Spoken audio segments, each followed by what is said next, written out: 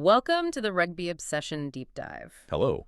We are definitely taking a massive shovel to the source material today.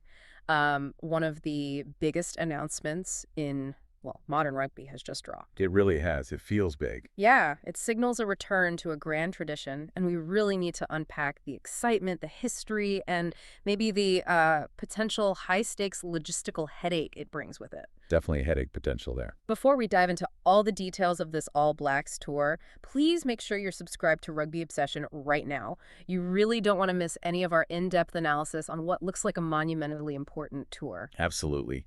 So our mission today is to properly explore this just confirmed 2026 All Blacks tour of South Africa. Right. It's already being, quite boldly, I'd say, promoted as rugby's greatest rivalry tour. Is right. And we've got a fascinating stack of sources, covering the logistics, the player reactions, which are really interesting, and critically, this core conflict facing the Springboks setup regarding player release. Okay, let's just unpack the sheer scale of this first. The core nugget here is that NZ and SA Rugby have confirmed a massive kind of old school 8-game tour. 8 games. Yeah, 7 in South Africa, 1 at an international venue, and crucially, it includes a blockbuster 4-test series against the Springboks. It's that structure, that tour structure, that has the whole rugby world buzzing, I think. Mm-hmm.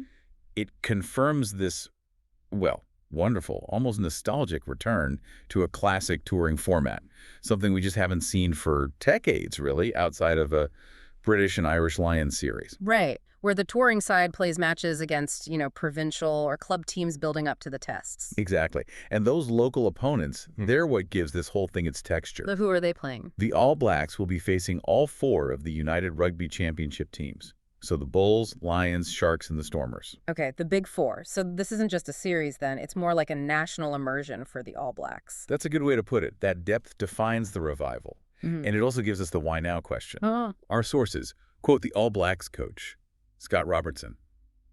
He actually suggested that South Africa leaving Super Rugby, focusing on the Northern Hemisphere calendar, or that was a key factor. Right, I remember him saying something about that. Yeah, it helped make this greatest rivalry tour even possible, logistically speaking. It just created the space in the schedule for this kind of magnificent extended fixture list. It's also fascinating how quickly they acknowledged the weight this tour carries. I mean, this rivalry, New Zealand and South Africa, it's arguably the most famous in global sport. Oh, easily. And Rassie Erasmus, the Boks coach, he even felt he had to sort of preemptively address any potential accusations of arrogance about the title rugby's greatest rivalry. Precisely. Sure. Which signals, I think, a deep respect for the history.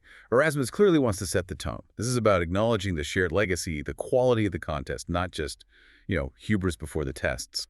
Okay, so that grandeur, the return to tradition, it's incredible.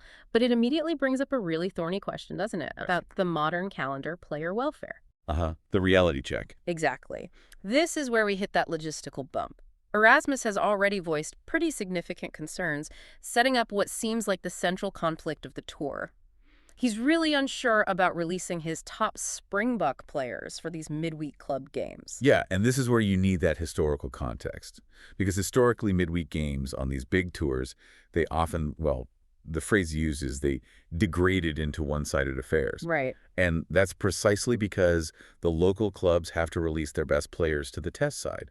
So if the Springboks management holds on to its, say, 36-man squad, those URC teams will be weaker, fundamentally weaker. Which diminishes the quality of the game itself. Hugely. Yeah. It creates a real imbalance. Yeah. Both for the fans who bought tickets expecting a real contest, and let's be honest, for the URC clubs needing those competitive high-profile matches for revenue. But Rassie was quite specific, wasn't he, about who might be released to play for their clubs against the All Blacks in 26? He was. He listed specific criteria. He mentioned players who are maybe out of form, those returning from injury, or players currently in that return-to-play process. Okay, so it's a managed release. Exactly. That decision-making framework, it's clearly focused on managing fitness and form, and it establishes the national test series as the undisputed top priority. No question there. Erasmus stated plainly, the national team will be solely focused on preparing for the greatest rivalry series, the internal goal, win at least 2 of the 3 home tests. But doesn't that almost guarantee a weaker club match? I mean, if you're only releasing players who are out of form or just coming back from injury, aren't you kind of pre-guaranteeing that one-sided affair we just talked about? It seems to undermine the very tradition everyone's celebrating. It's pragmatic. Let's call it pragmatic rather than idealistic. Yeah. And that's the strategic tension right there. From Rassie's view, the national team's welfare, ensuring they peak for the tests, that outweighs the need for a perfectly competitive midweek game. His job is the test series. He argues the national team must get the final say, the decision-making power on who plays. Otherwise, he said, it's just stupidity. Strong words. He points out you can't afford to have, say, 4 or 5 players in your 36-man national squad getting absolutely no rugby for 5 or 6 weeks while they're just training with the test squad constantly. Right.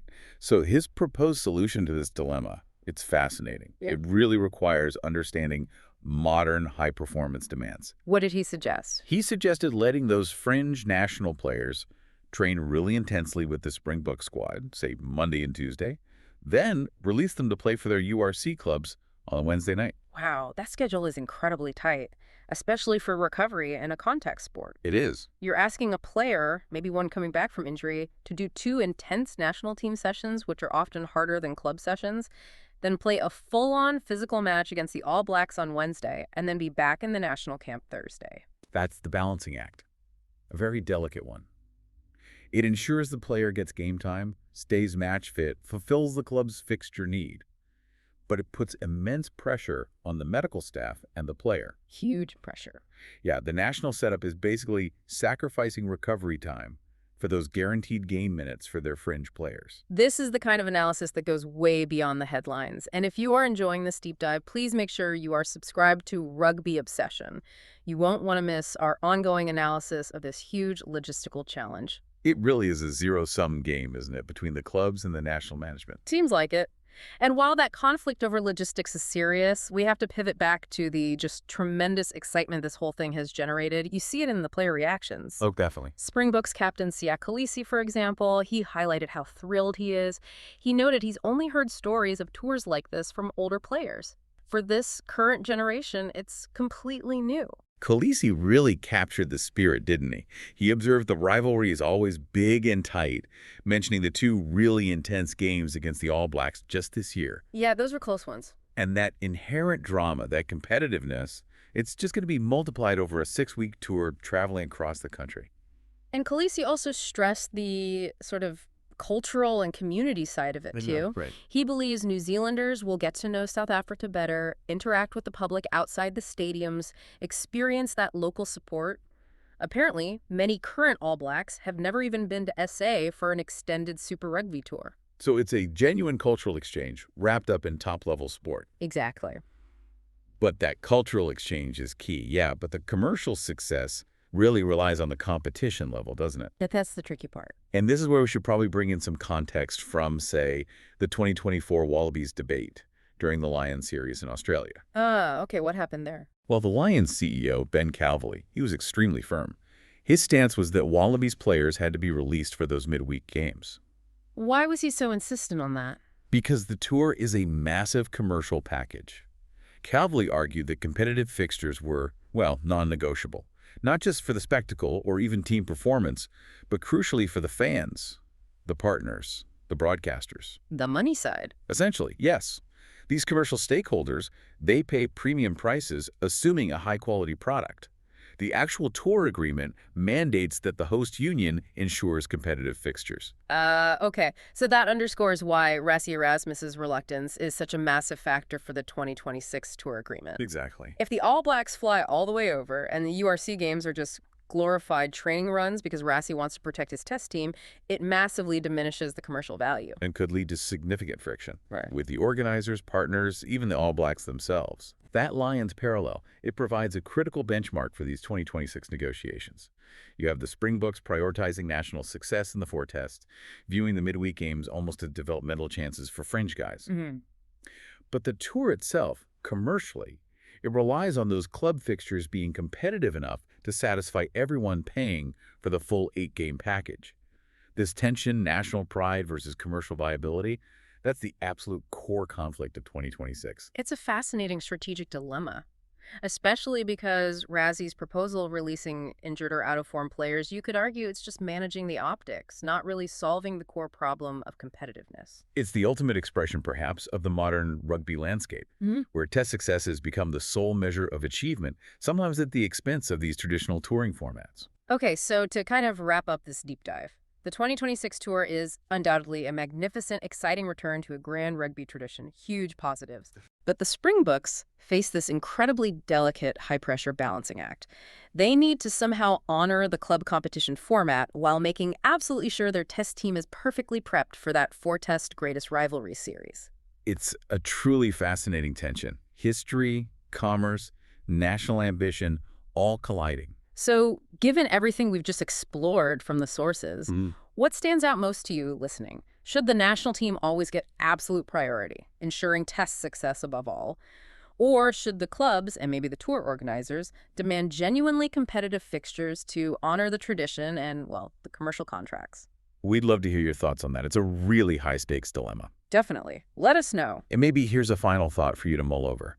If those URC clubs do manage to pull off an upset or two against the All Blacks midweek side, even if that side is weakened, as Rassie suggests it might be, how will that outcome actually influence the atmosphere, the fan morale, even the All Blacks' own psychological confidence going into those main test matches? Ooh, that's a great point. That psychological ripple effect could be absolutely huge. Couldn't it be? Fantastic point. Well, thank you for tuning in to the Rugby Obsession Deep Dive. Thanks, everyone. And please don't forget to subscribe to Rugby Obsession right now to keep up with all the analysis on this monumental 2026 tour as it unfolds. We will look forward to you listening to our next episode.